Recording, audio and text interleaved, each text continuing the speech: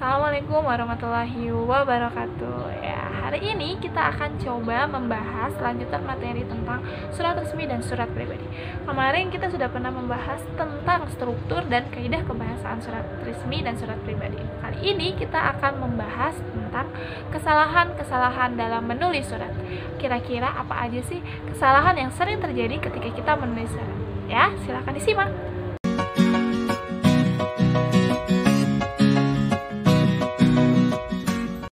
Baik, kesalahan pertama yang biasanya sering terjadi adalah pada alamat surat yang biasa kita temukan di kepala surat atau kop dan juga tujuan surat. Nah, contoh kesalahan pertama yaitu adanya penyingkatan seperti jalan B titik Sempor nomor 8 TGR SBR atau JL titik Bendungan Sempor 8, Tenggarong Seberang. Nah, sebenarnya kesalahan tersebut itu biasa umum terjadi, padahal seharusnya tidak ada penyingkatan nama jalan atau kata jalan di dalam sebuah surat. Jadi yang benar bagaimana? Perbaikannya di sebelah kanan. Jalan Bendungan Sempor. Nah, ini nomor tidak perlu lagi dituliskan kata nomornya. Jadi cukup langsung ditulis dalam bentuk angka. Jadi langsung dituliskan angka. Di sini karena dia nomor 8, maka ditulis angka 8 Tenggarong Seberang. Ya, jadi tidak ada penyingkatan di dalam penulisan alamat surat. Kesalahan kedua yang biasa sering terjadi ada pada penulisan tanggal surat. Nah, seperti yang kita lihat pada contoh kesalahan, di sini ada 4 macam, yaitu yang pertama biasanya akan ada penyingkatan pada tahun 4 April tanda petik 20 atau penulisan angka pengganti bulan 4/4/2020 atau nama bulannya itu disingkat 4 APR 2020. Nah, atau ada penambahan tanda 0 di depan angka 1 sampai 9 pada tanggal dan bulan.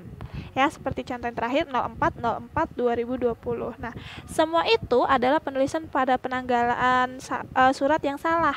Yang benar seperti apa? Lihat pada perbaikan di sebelah kanannya. Nah, di sana penulisan yang tepat seperti apa? 4 April. Jadi bulannya tetap ditulis, kemudian 2020. Jadi tidak ada penyingkatan apapun di sana. Kesalahan ketiga biasanya terjadi pada tujuan surat. Nah, seperti yang kita lihat, yang pertama, yang terhormat Bapak Kepala Sekolah SMP ITI CBS di tempat. Dan yang kesalahan kedua, kepada yang terhormat Bapak Dr. Andes Edi Sanjaya, Jalan Gajah Mada, nomor 127, Bandung, garis bawah. Kesalahan pertama salah. Kenapa? Karena ketika tujuannya itu menunjukkan untuk sebuah jabatan atau nama seseorang yang memiliki gelar, maka tidak perlu menggunakan kata sapaan Bapak. Ya, jadi cukup langsung ditulis nama jabatannya atau nama seseorang yang memiliki gelar tersebut. Misal, yang terhormat Kepala SMP ITI CBS di tempat atau yang terhormat DRS Edi Sanjaya. Nah, kemudian biasanya ada penulisan kata kepada tuh seperti contoh yang kedua. Nah, seharusnya kata kepada ini tidak perlu digunakan. Mengapa? Karena kata yang terhormat sudah menunjukkan tujuan siapa yang ingin kita kirim. Kesalahan keempat yang terjadi biasanya ada pada nomor, hal, dan lampiran. Nah, biasanya nomor yang seperti kita lihat pada contoh berikut menggunakan tanda titik. Nah, di sini seharusnya pemisah antara nomor, kemudian instansi, bulan, dan tahun seperti pada contoh 18.ICBS Romawi 4.2020 seharusnya itu dipisah dengan tanda garis miring. Nah, yang terakhir ada lampiran. Nah, di sini lampirannya, kalau dia memang memiliki sebuah lampiran atau berkas tambahan di dalam surat, maka bisa dituliskan 1, 2, 3, dan seterusnya. Tetapi jika dia tidak ada, seperti contoh yang diperbaikannya, maka tidak perlu dituliskan.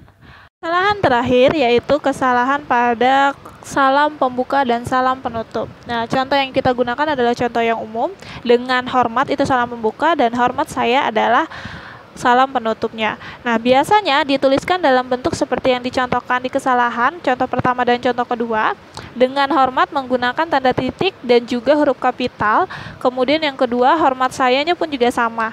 Nah, seharusnya seperti pada perbaikan di sebelah kanan, kata dengan, hormat atau hormat saya itu menggunakan huruf kapital hanya pada awal katanya saja atau awal kalimat dan menggunakan tanda baca koma di akhirnya ya. Jadi tidak menggunakan tanda titik ataupun tidak ada tanda baca dan huruf kapitalnya hanya di awalnya saja. Nah, sekian penjelasan dari Ustazah mengenai materi kita hari ini ya.